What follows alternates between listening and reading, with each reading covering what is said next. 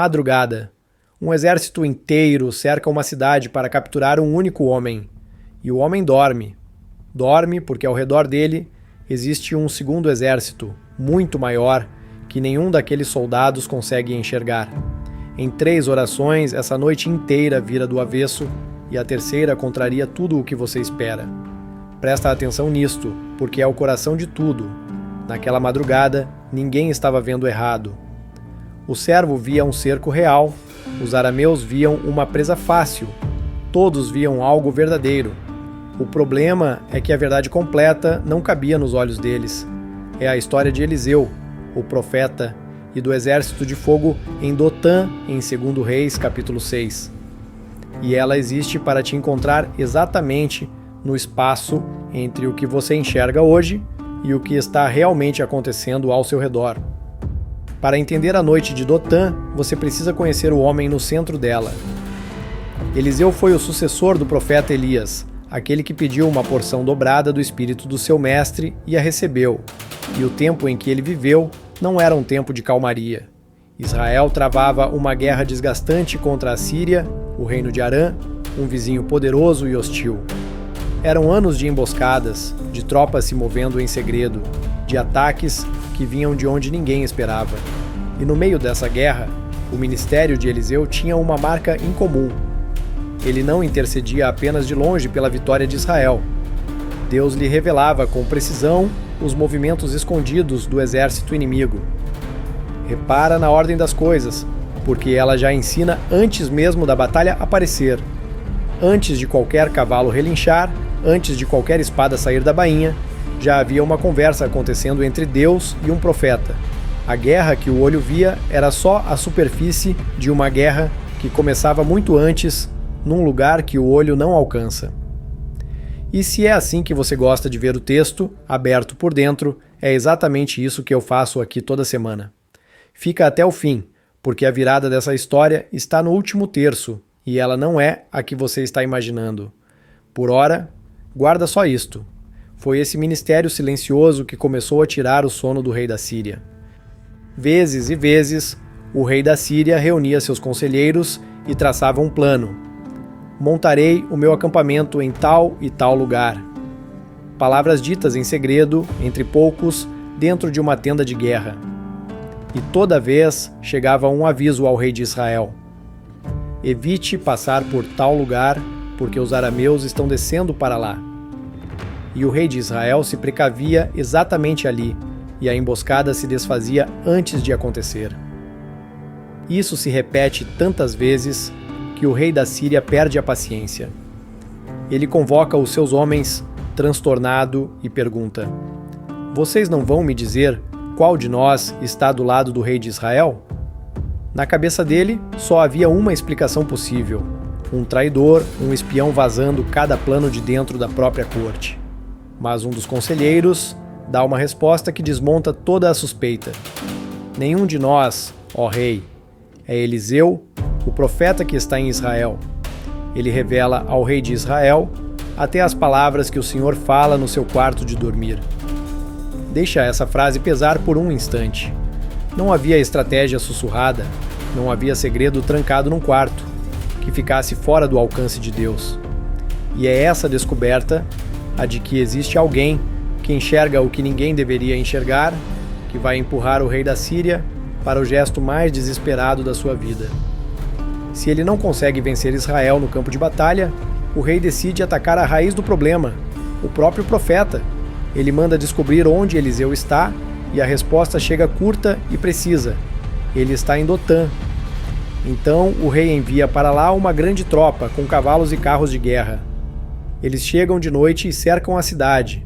Fecha os olhos e vê a cena, uma cidade pequena, adormecida, e ao redor dela, no escuro, um exército inteiro posicionado com um único alvo.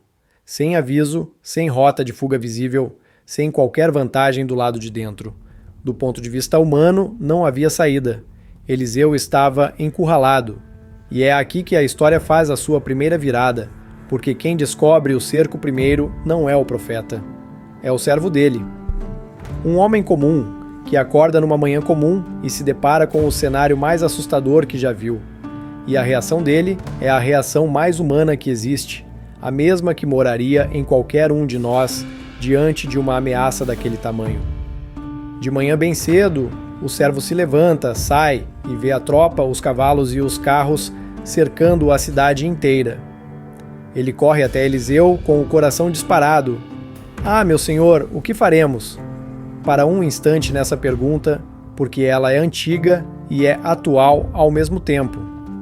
Diante da conta que não fecha, do diagnóstico que ninguém esperava, da relação que desmorona, da ameaça que aparece do nada, o grito que sobe de dentro da gente é esse mesmo.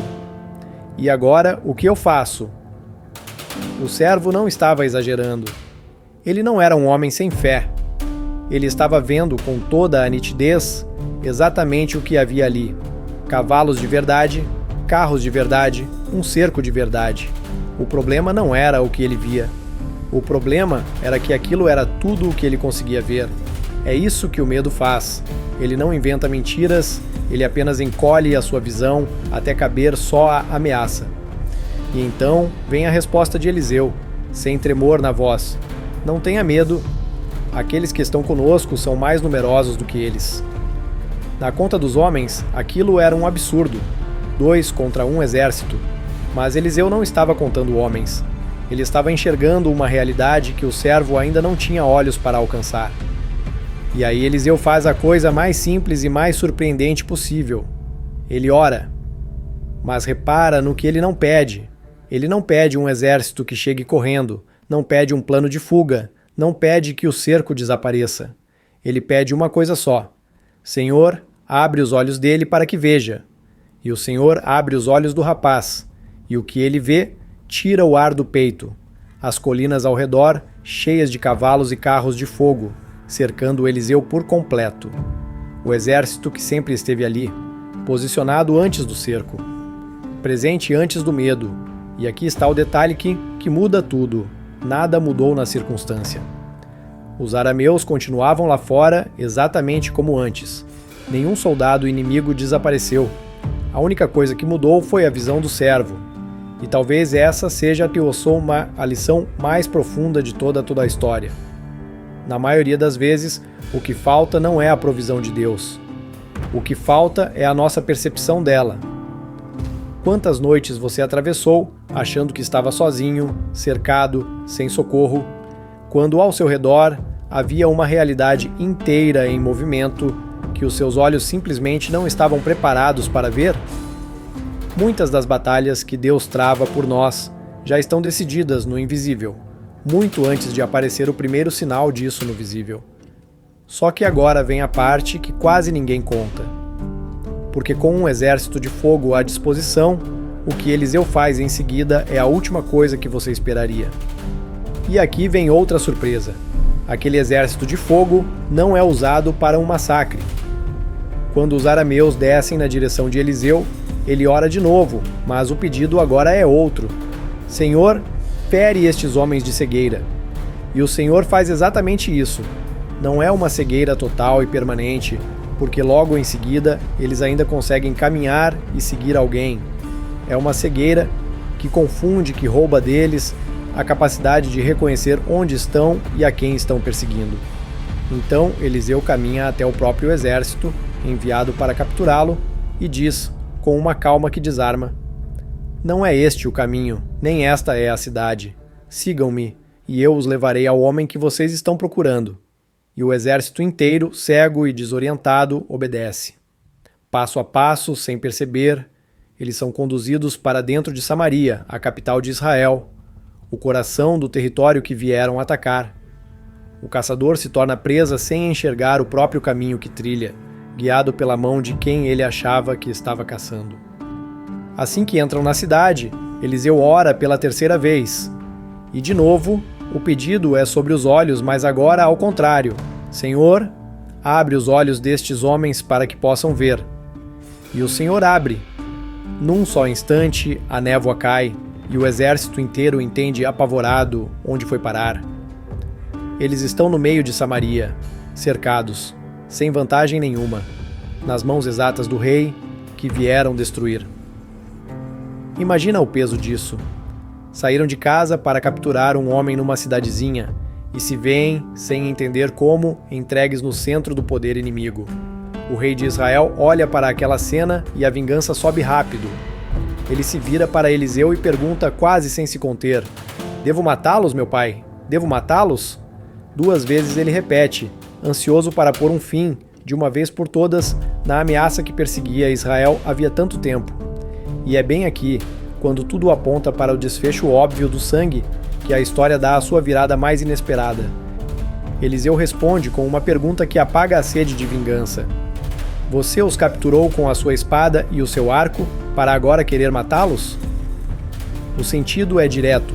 Nem prisioneiros tomados numa batalha de verdade, um homem honrado executaria assim, muito menos estes, que ninguém venceu pela força. Estes foram entregues por Deus, de um jeito que espada nenhuma poderia ter alcançado. E então Eliseu ordena algo que contraria toda a culta lógica de guerra da época: "Ponha comida e água diante deles, para que comam e bebam, e depois voltem ao seu senhor." O rei de Israel obedece e prepara um grande banquete para o mesmo exército que tinha vindo matar o profeta.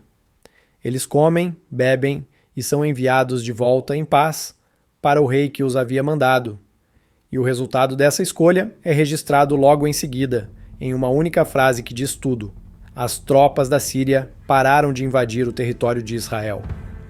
O que a espada não tinha conseguido em anos de guerra, um gesto de misericórdia conseguiu numa única refeição. Olha o desenho inteiro dessa história. Deus revela o segredo antes da batalha começar. Deus posiciona-as à proteção antes do perigo chegar. Deus abre os olhos de quem precisa enxergar o exército invisível. E no fim, é a misericórdia, e não a espada, que encerra a guerra de vez. Se você está num tempo em que tudo parece cerco, solidão e falta de saída, guarda o que essa noite de Dotã ensina. A circunstância que você enxerga não é o quadro completo. Existe uma realidade em movimento que os olhos naturais não alcançam e que pode já estar trabalhando a seu favor enquanto você só consegue ver a ameaça. A pergunta que fica não é se há socorro ao seu redor. A pergunta é se você tem feito o mesmo pedido de Eliseu: "Senhor, abre os meus olhos para que eu veja."